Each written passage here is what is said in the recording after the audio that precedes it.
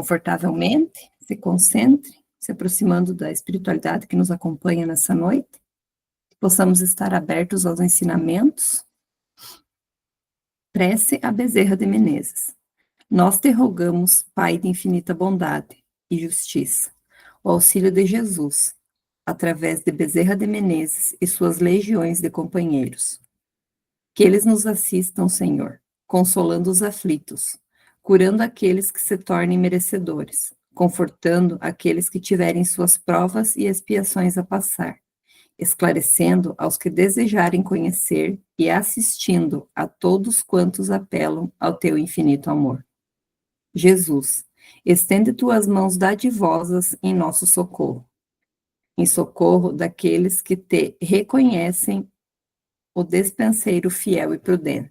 Faze-o através de tuas legiões consoladoras, de teus bons espíritos, a fim de que a fé se eleve, a esperança aumente, a bondade se expanda e o amor triunfe sobre todas as coisas. Bezerra de Menezes, apóstolo do bem e da paz, amigo dos humildes e dos enfermos, movimenta as tuas falanges amigas em benefício daqueles que sofrem, sejam males físicos ou espirituais. Bons espíritos, dignos obreiros do Senhor, derramai as curas sobre a humanidade sofredora, a fim de que as criaturas se tornem amigas da paz e do conhecimento, da harmonia e do perdão, semeando pelo mundo os exemplos de Jesus Cristo. Que assim seja. Então, hoje provavelmente a gente vai finalizar o livro, né? A gente está no capítulo do perispírito e desencarnação. No livro, na página 546. Então, na semana passada, a gente falou sobre o aborto, sobre outras formas de desencarnação. Agora, a gente continua na parte de transplante de órgãos. Vocês podem ficar à vontade a interromper quando quiserem, eu vou fazer a leitura. E aí, depois, a gente tem 2 vídeos para passar, que são bem interessantes. E como hoje o assunto vai ser mais curto, acho que é válido a gente passar. Então, com relação aos transplantes de órgãos, faz-se necessário considerar que, dependendo das circunstâncias, podem também, às vezes, afetar, embora nem sempre significativamente, tanto o perispírito do doador como do receptor. O apóstolo da verdade e do amor elucida que, quando o doador é pessoa habituada ao desprendimento da posse de quaisquer objetos, desinteressada sobre pessoas ou situações, a doação prévia de órgãos que lhe pertençam por ocasião da morte física não afeta o corpo espiritual do doador a que nos referimos. Entretanto, se estamos à frente de alguém que não atingiu o desprendimento que mencionamos, será importante pensar que esse alguém não se encontra com a precisa habilitação para doar recursos além da desencarnação, que provavelmente reclamará. Compreende-se, então, que o receptor, diante das reclamações do espírito que se sentir lesado, possa ter seu perispírito afetado pelo pensamento nocivo deste. Pela sua complexidade, a envolver aspectos os mais diversos, os transplantes, em verdade, apresentam-se como tema ainda não resolvido. Aqui aí a gente começa no congelamento de corpos. Não sei, Di, se você quer comentar alguma coisa do livro a mais sobre o transplante, ou se a gente pode seguir, ou se o pessoal quiser comentar também. Eu, na verdade, separei um item, aqui no item 38, que ele fala a respeito de uma publicação do Jornal Espírita, e talvez a gente possa comentar um pouquinho mais ali na página 548 a respeito da morte encefálica depois. O que vocês acham? Tá? Beleza. Então, tu quer que eu leia ou você lê? Não, posso ler. Então, beleza. Então, no item 38 da página 546, na nota de rodapé. Notícias há de espíritos que, quando da retirada de seu coração físico, registraram sensação de que algo lhes era dolorosamente retirado, requisitando intervenção espiritual específica para superá-lo. E na Inglaterra, séria polêmica instalou-se depois de uma matéria publicada na revista Anestesia, em editorial, sugerindo que os doadores fossem anestesiados nos procedimentos de retirada de órgãos, devido à constatação médica de que há aumento da frequência cardíaca e da pressão arterial durante a cirurgia, o que poderia significar que o corpo sente dor, ainda que boa parte dos médicos entenda que isso não passa de simples reação orgânica reflexiva, o que poderia ser possível, e que nas cirurgias normais, o paciente, ao voltar a si, não registra a lembrança de qualquer dor. A respeito, importa considerar, de um lado, que mesmo na morte encefálica, a envolver o cérebro e o tronco, distintamente da morte cerebral, há um espírito ligado ao corpo, e de outro que, dada a relevância do fato, o paciente é sempre assistido pela espiritualidade superior, de modo a obstar qualquer sofrimento desnecessário.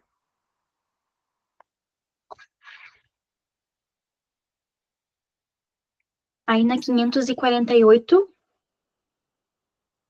Ali onde ele começa, acho que pode ser de fato, Mike, ele vai falar mais um pouquinho da morte encefálica. de fato, se a doação é ato sublime, denotador de clara evolução espiritual, impõe-se de outra face respeitar a vida que estaria prestes a findar, para que nenhuma oportunidade de aproveitamento perispiritual seja subtraída ao possível desencarnante. E aí surgem as dificuldades, uma vez que o órgão, ao ser transplantado, deve ser retirado, estando o doador ainda com vitalidade. O primeiro questionamento diz com a chamada morte encefálica, morte de todo o encéfalo, abrangendo o córtex e o tronco cerebral, e que pode ocorrer antes da morte cardiológica propriamente. Embora com seu conceito relativamente definido desde 1968, a partir de trabalhos desenvolvidos na Faculdade de Medicina de Harvard, Estados Unidos, e ainda que respeitáveis critérios clínicos de diagnóstico, acompanhados de exames complementares com certas condições de aferir a reatividade eletroencefálica, o desempenho do processo circulatório cerebral, perfusão sanguínea encefálica, ou a atividade metabólico-encefálica, mesmo diante desses extraordinários avanços, persiste inegavelmente no caso de uma ocorrência de morte encefálica. A dúvida sobre o direito que alguém possa se arrogar de fazer cessar a vida orgânica de seu semelhante, coisificando-o, sejam quais forem as condições.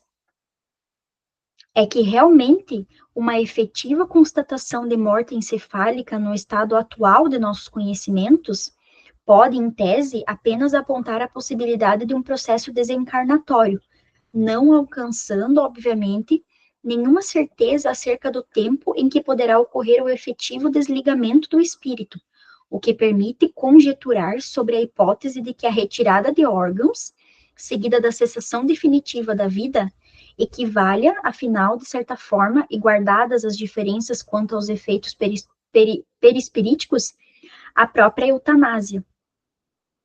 No futuro, certamente, ou o desenvolvimento científico permitirá a retirada de órgãos sem que o ritmo de desencarnação efetiva seja afetado por constrangimentos perispirituais desnecessários, ou os recursos tecnológicos, associados aos das ciências que informam a medicina, propiciarão a construção de órgãos artificiais que substituam os que hoje são transplantados, se antes avanços no campo da genômica e da engenharia genética ou engenharia de tecidos já não possibilitarem, com suporte no perispírito do necessitado, meios de sustentação ou revitalização, ou até substituição do órgão afetado, sem o trauma do transplante.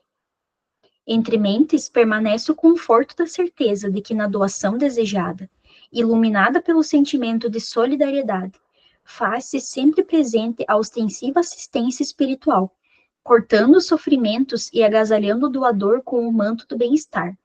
e também de que, sejam quais forem as circunstâncias, tanto com relação ao receptor como ao doador, vige soberana a lei do merecimento, sustentando a realidade de que a vida não erra. Isso é o que a gente comentou com o Edson em dos nossos estudos sobre o transplante de órgãos, né? Que a espiritualidade vai amparar esse ato, né? Porque é um ato benevolente, né? Você está doando, enfim. Então, a espiritualidade vai estar ali para amparar e para... Pode ficar à vontade, Luiz.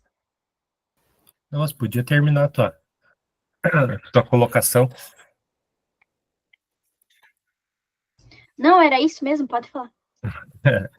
Ah, desculpa, não participei dos outros dias de estudo ali, mas é um assunto que esses dias até me questionaram a respeito disso aí. Eu não sabia falar sobre a doação de órgãos, mas é uma coisa já racionalmente, né? Pensando assim, com certeza a espiritualidade já intuiu isso para quem determinou, mas da pessoa ser favorável à doação, né? Quem vai doar, justamente para não prejudicar quem está recebendo o órgão. Mas eu acho, sinceramente, assim, pelo que a gente lê nas obras do Frutuoso, enfim, que fala bastante dessa parte médica, futurista aí, a plasmagem de órgãos, órgãos de corpo físico, assim, é uma coisa que é citado em alguns livros, assim, bem interessante. Seria mais ou menos isso. Eu até ia comentar também desse final, onde ele fala, né, sobre tanto a questão quando o Chico falou lá, na época das gravações do Pinga Fogo, que seriam feitos órgãos de plástico, ele coloca na situação, né, para uma forma mais fácil de colocar na época de falar, e também hoje, isso naquela época, e a gente já vive isso hoje, né, de terem outras formas.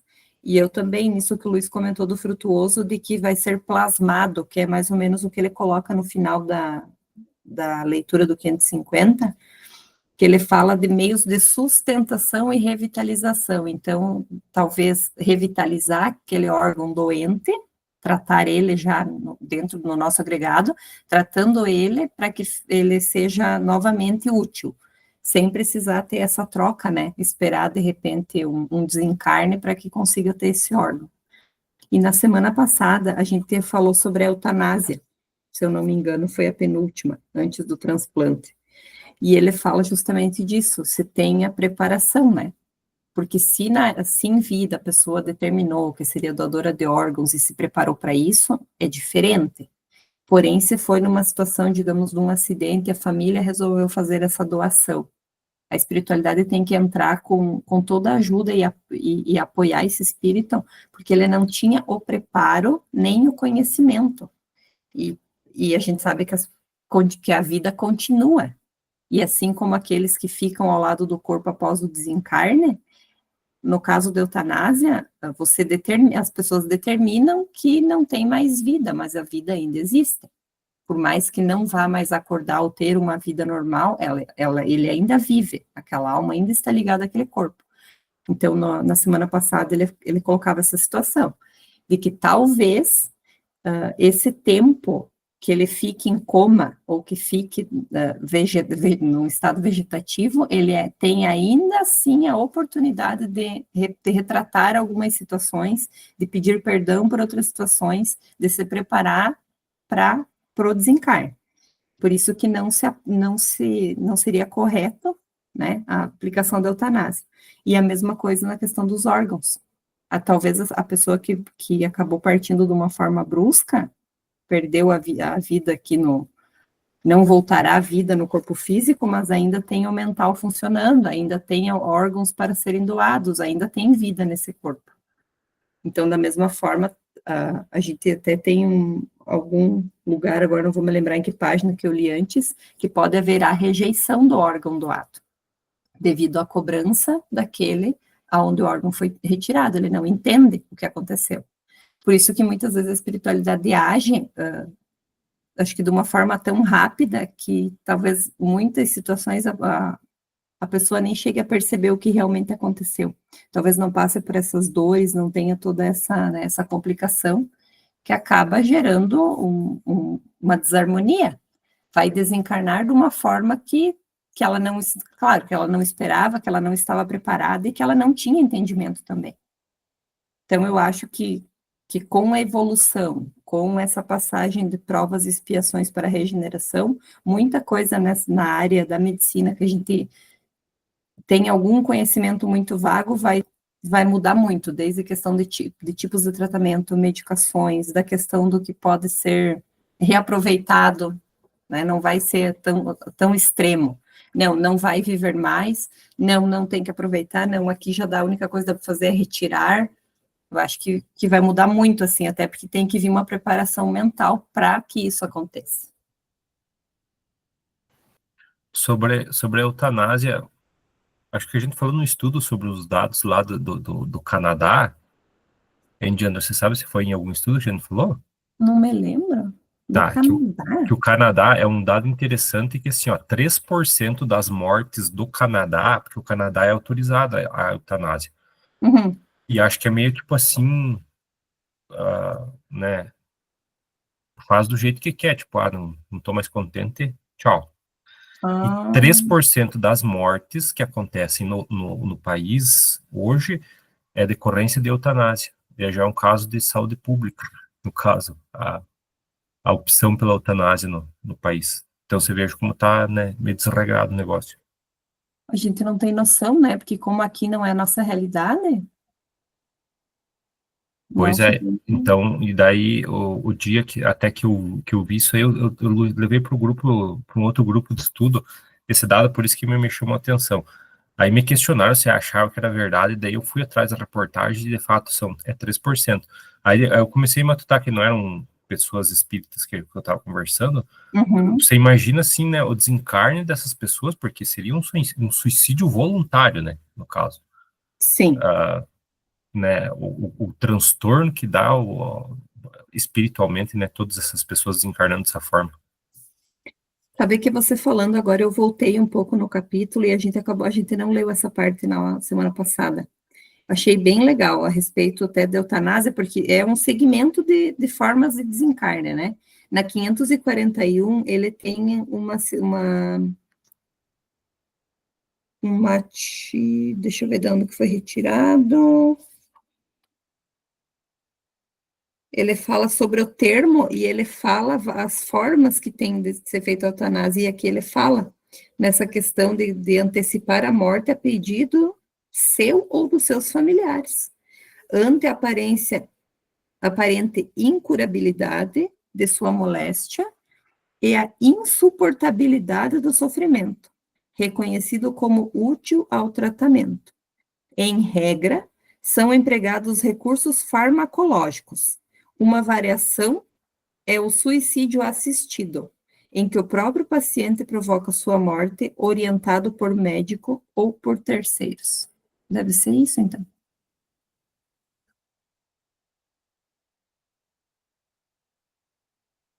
Nossa, bem preocupante, na verdade.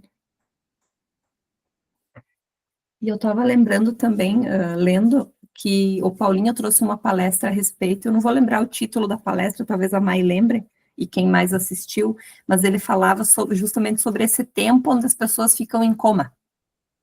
A importância de respeitar esse tempo, né, em coma, ou enfim, já no estado vegetativo.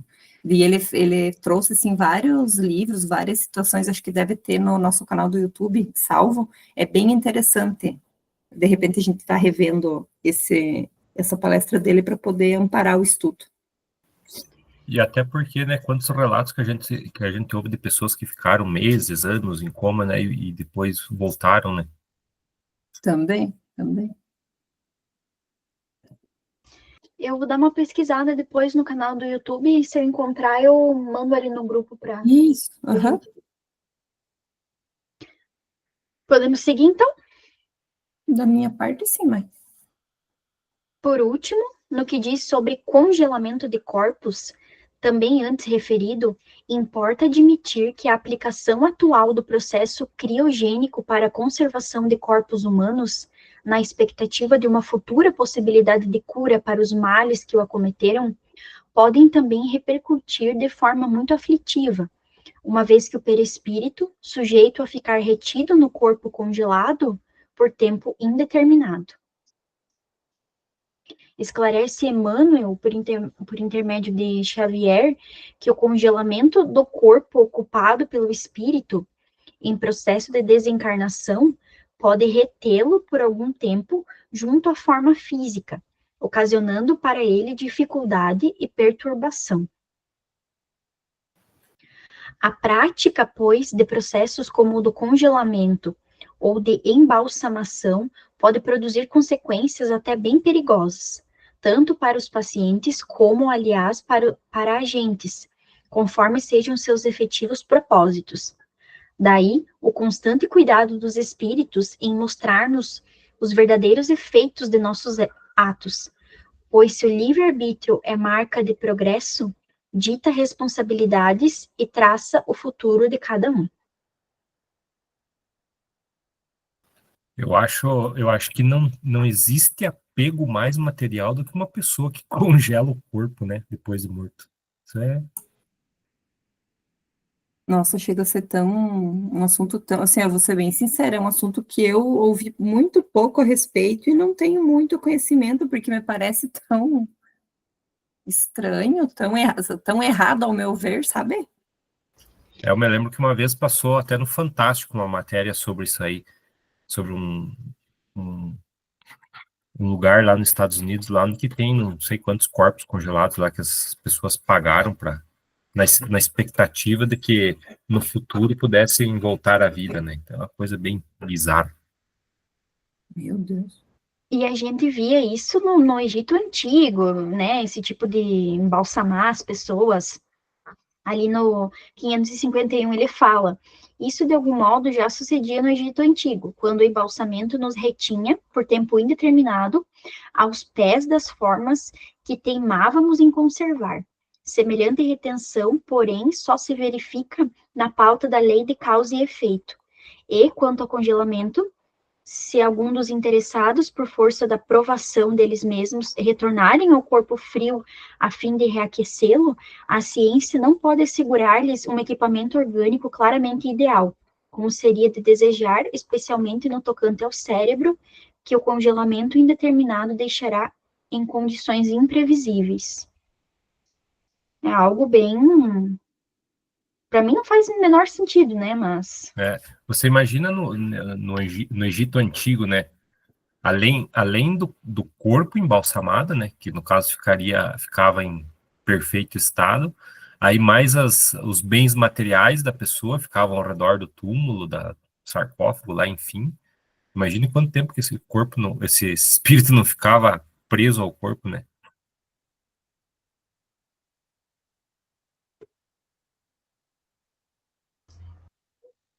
Então, vamos para o último slide. Observações finais. O autor indica que um conhecimento mais avançado do perispírito pressupõe condição humana bem superior à atual. A tentativa de uma abordagem, mesmo periférica, de um tema tão complexo e importante como o perispírito, fundamental para o entendimento da própria vida, nada mais significou que uma mera tentativa de indicação do quanto nos falta saber acerca desta maravilhosa estrutura e com notável propriedade, o definiu como corpo espiritual.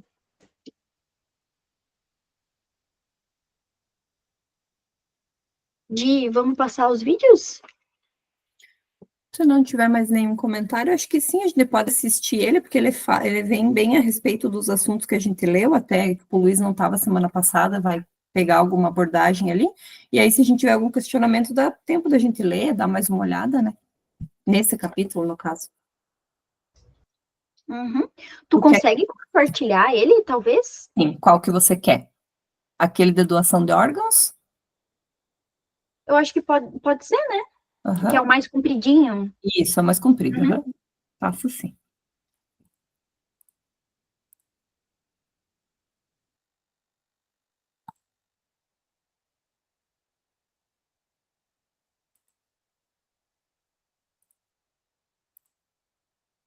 Só me avisem se apareceu, que para mim não aparece. Apareceu. Uhum. Com o exercício da medicina e da própria ciência, observamos alguns métodos que trazem novas descobertas para a medicina. Esses estudos trazem muitos benefícios para a humanidade. É o caso do xenotransplante, que não é nada mais do que um transplante de órgãos entre diferentes espécies. De acordo com um estudo publicado na revista científica Science, no ano passado, novos experimentos testam o transplante de alguns órgãos de porcos para os seres humanos. Se esses experimentos funcionarem, poderemos diminuir as longas filas de espera por um transplante. Mais de 100 mil pessoas precisam de transplante de órgão nos Estados Unidos da América. No Reino Unido, cerca de 16,5 mil pessoas estão na lista de espera. E no Brasil, mais de 34 mil pessoas aguardam um transplante, segundo a Associação Brasileira de Transplante de Órgãos. Na verdade, o espiritismo, assim, vindo da doutrina de Kardec, ele não é muito claro referente a muitas questões dos animais, porque era uma outra época, diferente da nossa época, que tem tecnologias e tem coisas que não havia na época de Kardec. Eu acho que não há radicalidade, não podemos usar os animais de jeito nenhum, o processo evolutivo não vai precisar mais usar, no momento que nós estamos na Terra ainda precisamos. Está chegando o momento em que nós teremos órgãos criados em laboratório a partir de células-tronco. O processo evolutivo serão órgãos artificiais ou criados pelo próprio ser humano. Já existem hoje uma impressora 3D nos Estados Unidos, que estão fazendo como pesquisas. Você tira o sangue da pessoa que precisa receber e esse sangue faz um tecido, faz um papel, um tecido, entra na impressora 3D e constrói um órgão completamente igual ao seu.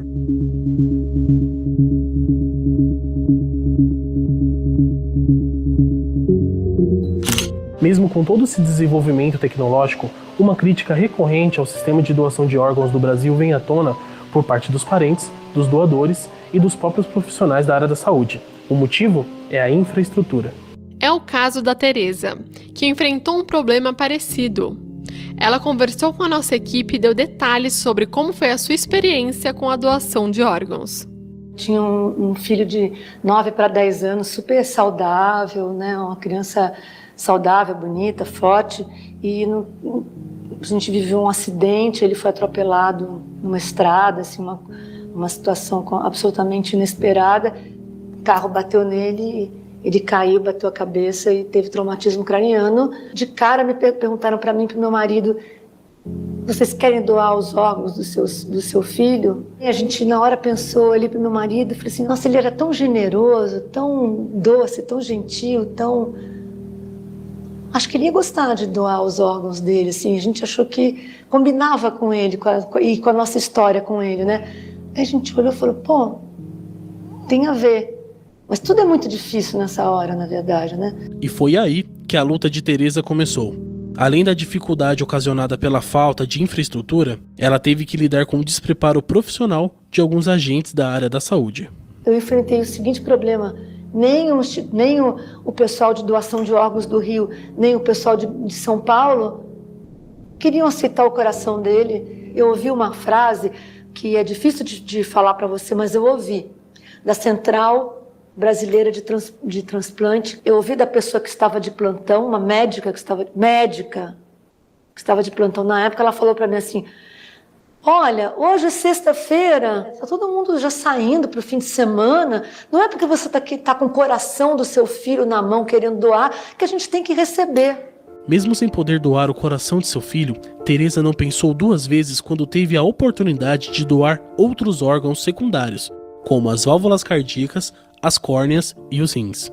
Quando eu tive a garantia de que as válvulas cardíacas também seriam aproveitadas, aí eu autorizei e o pessoal do Rio de Janeiro veio retirar os órgãos. Mas foi uma maratona, assim, sabe? Foi um período muito duro, assim, de muita briga.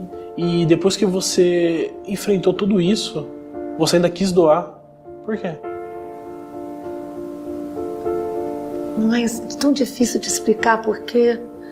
Talvez porque maternidade é um ato de amor, né? Se eu não tivesse essa preocupação espiritual, talvez eu tivesse só na matéria. Ai, perdi meu filho e acabou. aí teria sido complicado, né? Porque é a vida gerando vida, né? É a morte gerando vida, salvando outras pessoas, dando alento, dando alegria.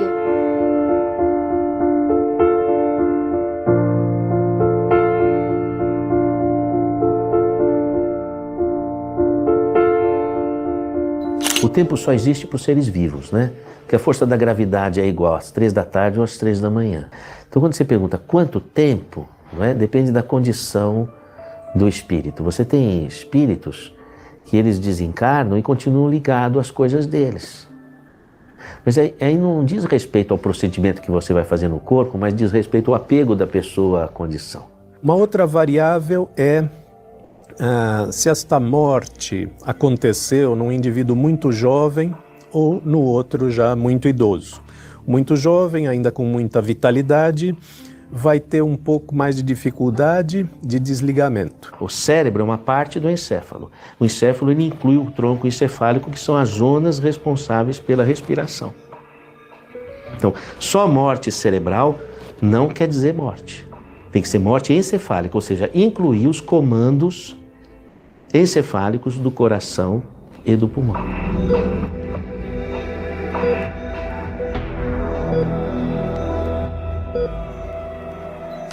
Nesses casos em que não é possível doar algum órgão vital, como o coração, por exemplo, os familiares podem optar por doar outros órgãos que não requerem um procedimento tão complexo, mas nem sempre é o bastante.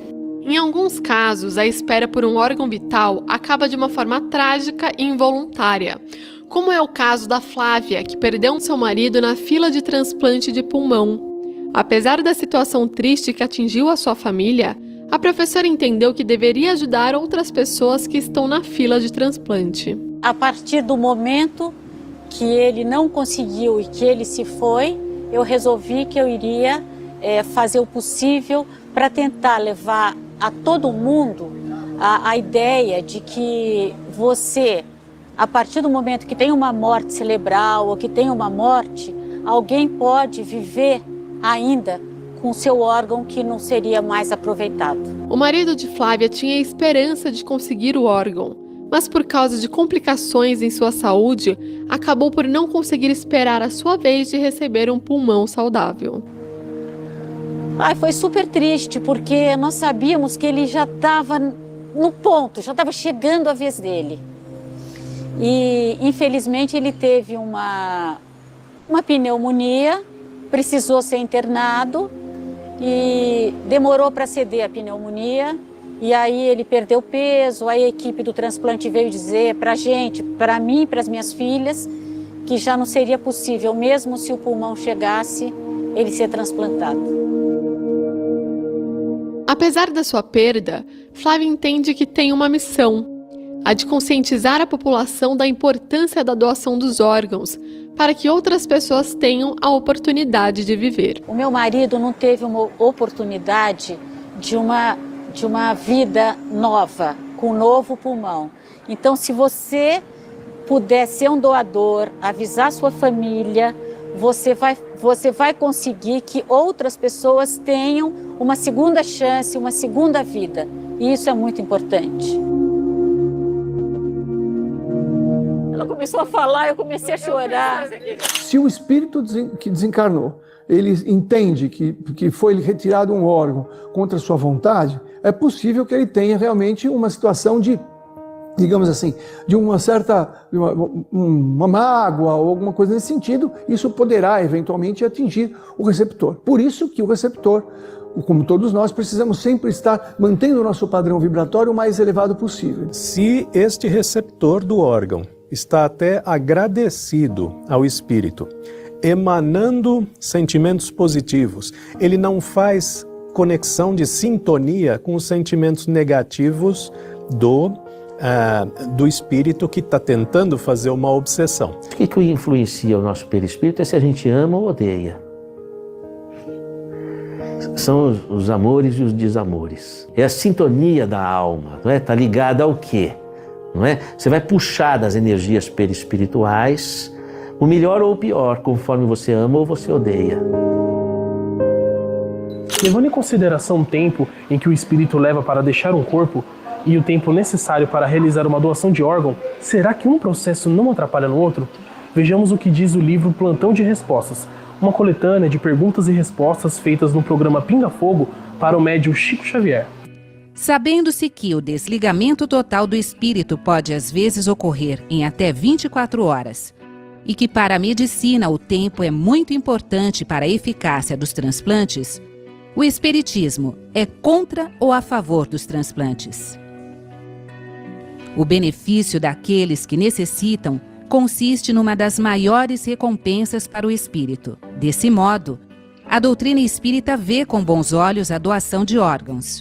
Mesmo que a separação entre o espírito e o corpo não se tenha completado, a espiritualidade dispõe de recursos para impedir impressões penosas e sofrimentos aos doadores.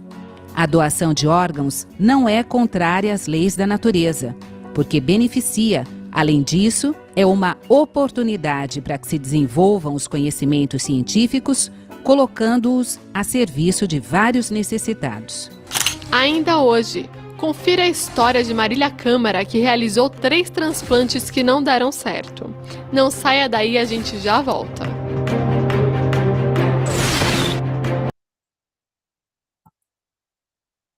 Era só esse, né, Maia, da sequência, não? Isso, era só esse que eu tinha selecionado. Uhum. E daí o do Jorge, não sei o que tu acha, assim. Sim, vocês querem comentar alguma coisa desse? Senão eu posso passar o outro também. Eu quero dizer que eu ainda sou muito matéria, que eu ainda sou muito egoísta, eu não estou preparada para essa questão de doação de órgãos. E digo para vocês o seguinte, minha mãe faleceu com 64 anos de idade, e na época, para a gente, essa ligação com mãe é uma coisa muito forte, né? E perder a mãe é um momento muito difícil. E por essa urgência da ciência, da medicina, que precisa ser uma decisão rápida para que esses órgãos possam ser utilizados numa outra pessoa, é um despreparo, eu entendo, das pessoas que trabalham com isso, sabe? Porque naquele momento você está perdendo a tua mãe na nossa visão, né?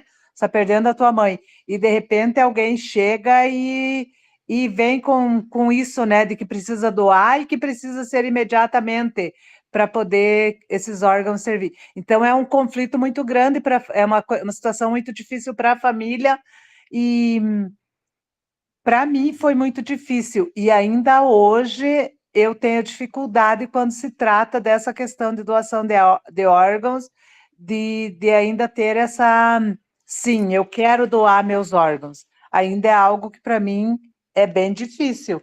Eu acho talvez por essa experiência lá atrás e por essa questão de que a gente estuda na doutrina esse desligamento que é lento, tem todo esse cuidado desde da hora do velório e tudo, né? E de repente acabou de morrer e já precisa resolver essa situação dos órgãos para que possa ser utilizado ainda. A gente entende que a espiritualidade já prepara, porque ela já sabe o que vai acontecer, mas ainda, para mim, é uma coisa bem difícil de lidar.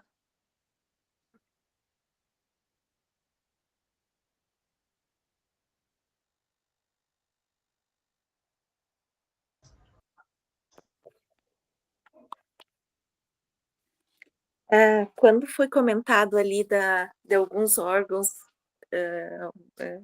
de porco, né, de suínos, que eles faziam os estudos e tal, a mãe, a primeira cirurgia cardíaca dela, ela pôs válvula mecânica, e agora que foi metade do ano, junho, julho, que ela fez a troca de válvula, é uma válvula suína que ela tem no coração. O Elias sempre brinca com ela que ela não pode ver milho, mas enfim, já é uma válvula suína, que é a mais parecida com a humana que existe até então, pelo menos é o que os médicos dizem, né? E essa questão de doação de órgãos eu sempre fui muito favorável, assim, mesmo antes de ter esse conhecimento do espiritismo e tal, eu sempre falava que gostaria de doar meus órgãos. E a gente teve na família um primo, ele faleceu com uns 15 ou 16 anos, e na hora da dor, na hora daquela situação tão difícil, né? Foi conversado, o Elias conversou com a mãe dele e tal, e ela aceitou doar, sabe? Ela, claro, gostaria de saber quem foi o receptor, né? Mas não existe essa informação. Mas, enfim, eu acredito que as pessoas que receberam, que Deus tivesse ajudado, né, não tivesse rejeição, nada, e que deu tudo certo, que tivesse dado tudo certo, né? E sei, a minha visão hoje é eu doaria, assim, tranquilo.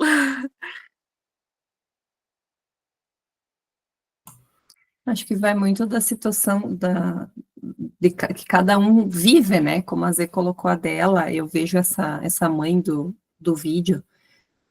Quantas, talvez até eu numa situação dessa, na primeira, né? Nesse contexto, como a Zê colocou, que é muito rápido, né? Ela tinha que definir na hora. Previamente dei um sim, aí eu chego e dou de cara com uma pessoa que fala para mim que não dá para receber, que não pode. Eu acho que eu teria desistido ali, sabe? Mas da minha parte, até mesmo antes de conhecer o espiritismo, sempre foi de doar, né, os meus órgãos. E creio que é uma conversa difícil para a gente ter, assim como é cremação, assim como é, enfim, quando chegar a hora, né, as famílias sempre se esquivam um pouco dessa conversa. Mas eu acho que é muito importante você ter uma conversa franca com a tua família, deixar bem clara a situação, o teu desejo, a tua vontade, para que seja mais fácil para todos no momento, né?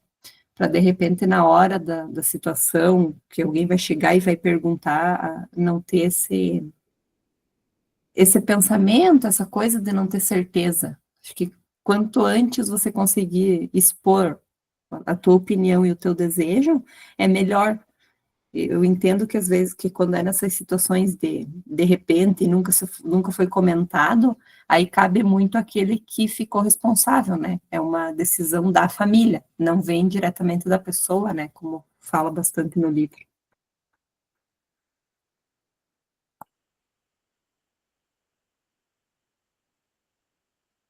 Eu gostei bastante desse vídeo, bem explicativo, bem interessante mesmo. E é engraçado porque o vídeo é de 2017, né? E eles estão começando a falar a respeito de coisas que hoje para nós a gente já entende, como a Evarista colocou, né? É suíno e faz o que, 8 anos do vídeo, né? Pelo menos do vídeo até agora.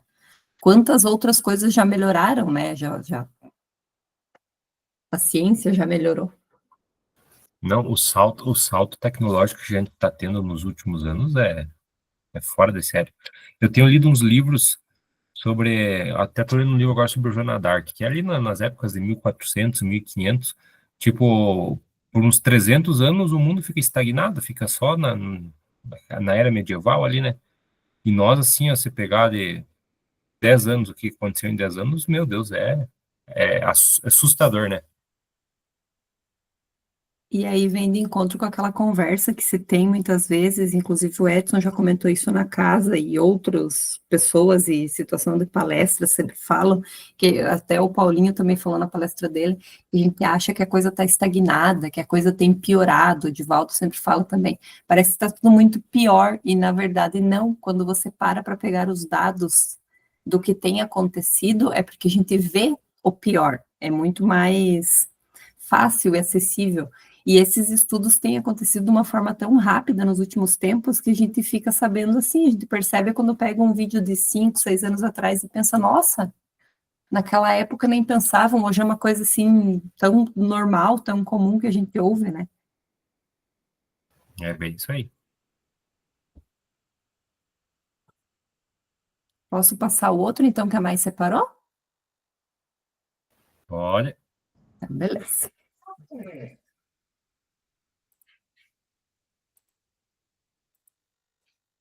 Apareceu para vocês? Sim. Apareceu. Beleza, vamos lá. No livro Libertação, quando Gregório vai ao encontro de Gúbio para um duelo que não ocorre mais, se ocorresse, o perispírito se lesionaria? Depende das circunstâncias. A lesão do perispírito, ela é muito decorrente das próprias crenças que os espíritos possuem, conscientes ou inconscientemente. Considerando que Gúbio já estaria numa condição espiritual mais evoluída, ele certamente teria condições de mais facilmente defender-se dessas influências perturbadoras que poderia ter dentro da existência. Então, qual é a perspectiva que a gente tem? É que o encontro dos dois poderia gerar lesões maiores ou menores de acordo com a materialidade de cada um deles. Eu lembraria aqui um caso que tem na obra Nas Fronteiras da Loucura. É uma obra que narra um momento em que um grupo de jovens ele está numa viatura, num carro, e o carro capota e cai dentro de uma pista dupla, e cai dentro do mangue. E todos que estão dentro do carro desencarnam, todos, inclusive o motorista, que era uma pessoa toda estranha, toda esquisita. Então, os mentores vêm e retiram os espíritos e levam para o mundo espiritual. O motorista, que era o mais perturbado de todos, uma entidade agitada, perturbada, mas é conduzida por misericórdia pelo grupo e levada para um posto de socorro. E o cara era todo torto, vai para o posto de socorro. Aí a equipe médica chega e recepciona os corpos e leva para o IML. Quando os mentores estão trabalhando nos espíritos que estão desencarnados, começa a autópsia lá no IML. Quando eles cortam o motorista, eles cortam os outros também, só que nenhum dos outros experimenta nenhum sintoma. Mas o motorista, por ser um espírito muito atrasado, na hora que eles cortam o corpo físico, o mesmo corte acontece perispiriticamente lá nele. E ele começa a gritar de dor, como se tivesse alguém... Os cortes são assim, como que mágicos. Vai abrindo o corpo dele, e ele se desesperando, gritando, e não está acontecendo nada, porque, na verdade, não tem ninguém cortando ele.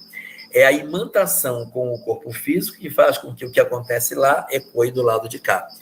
E depois do terceiro ou quarto corte que ele sofre, ele fica tão angustiado que, de repente, plim, desaparece instantaneamente de cima da mesa. Puf!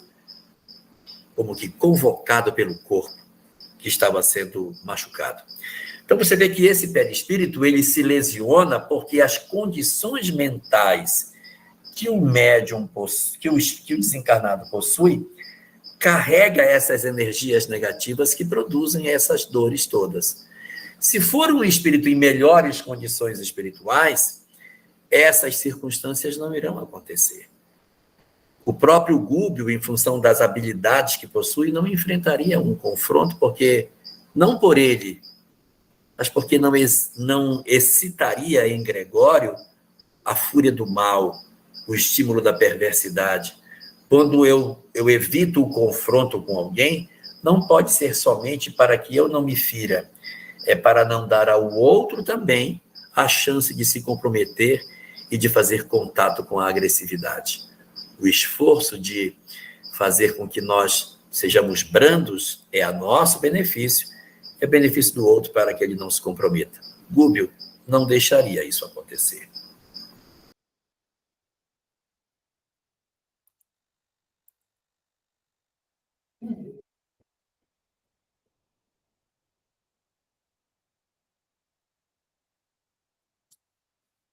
Equilíbrio é tudo.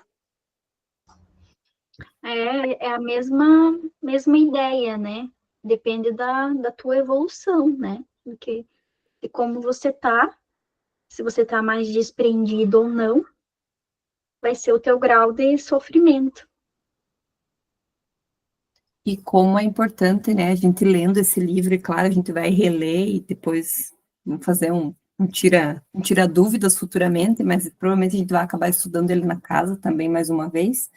Como é importante você entender o perispírito, as funções, como que ele funciona, para talvez na hora do teu desencarne você não ser, que não seja um desencarne penoso, que você vai dar mais trabalho do que é necessário, que você entenda que o teu espírito sai doente, como o teu corpo estiver, ele também está doente, e ele vai para ser tratado, e esse corpo físico que você ocupou por um determinado tempo fica aqui, né? Você ter essa consciência de que ele não é teu, ele fica aqui, você não tem mais nenhuma ligação com ele, é só respeito e agradecer, e você consegue ir embora só com o teu perispírito, facilitando toda essa situação, seja um desencarne trágico, seja um desencarne na velhice, né?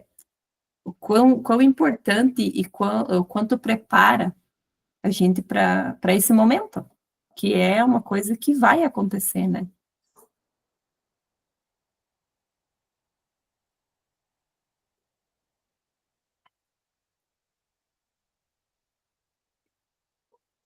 Verdade, Di, por isso a importância da gente estudar, né? Esses grupos são importantíssimos para que a gente possa estar buscando esse conhecimento liberta, né? Para que a gente possa ir se preparando para ter, quando chegar o momento, né, de voltar para a nossa pátria espiritual, para que a gente não cause tanto sofrimento para o nosso espírito, né? Para nós mesmos, né? E tanto trabalho para a equipe espiritual.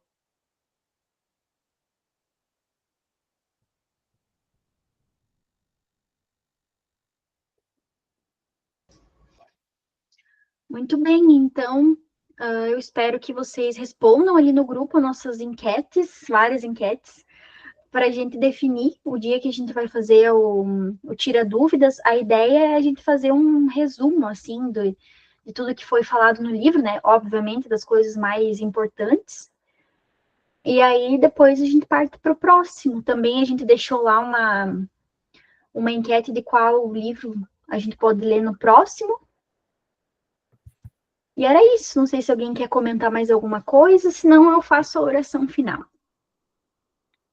Eu acho que seria interessante a gente conseguisse, de repente, definir o livro agora no próximo mês, né, dezembro, e se vocês todos estiverem de acordo, se tiver mais pessoas que queiram, de repente, participar, para na segunda, terceira semana de janeiro a gente já iniciar, a gente pode combinar se continua na quarta, se continua esse horário, para a gente não perder esse conhecimento, porque provavelmente um livro vai ir casando com outro. E como ele está se voltando aos trabalhadores, a essa parte mais teórica do conhecimento, ao meu ver, o Desobsessão e Apometria é bem interessante, mas nada impede que a gente daqui a pouco coloque junto com ele algum outro, ou que a gente possa estar pegando algum do Frutuoso também, para ler. O Luiz, que já leu alguns, se quiser, de repente, colocar lá mais algum para a gente pensar, de repente colocar 2 livros e tentar ir colocando um com o outro, também não tem problema. Eu acho que nesse formato de um livro por vez, acho que mais tranquilo. A gente consegue focar mais, né? Uhum. No meu ver, parece. Uhum. Eu também acho. Um livro por vez. Porque, meu Deus, se a gente for ver a quantidade de livro que tem que dar para estudar, a gente fica louco.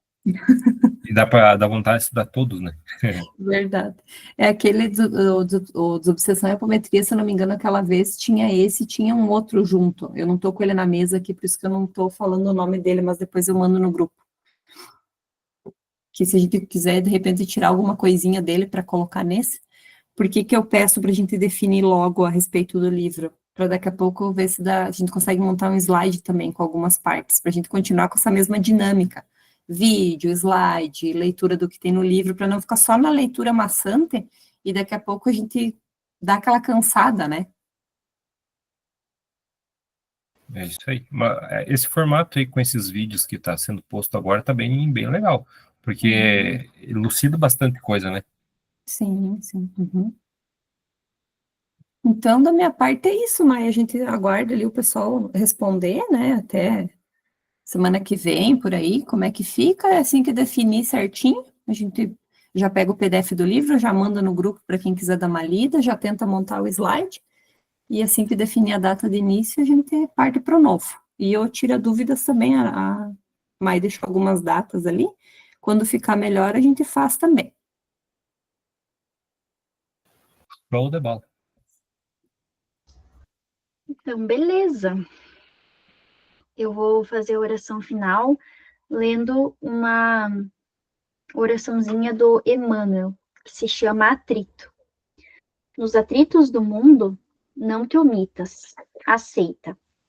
Que seria de nós sem a prova que educa? Pelo buril do artista, faz-se a pedra obra-prima. A mente sem problemas repousaria inútil. A luz do sofrimento vem de pranto e suor. Se a aprovação te apura, rende graças a Deus. Então, gente, muito obrigada pela participação de vocês. A gente se encontra, então, aí no próximo dia do Tira Dúvidas. Uma boa noite, uma boa semana. Boa noite, pessoal. Obrigada. Boa noite, fique com Deus. Boa Até noite. mais. Também. Boa noite. Boa noite. Tchau, tchau.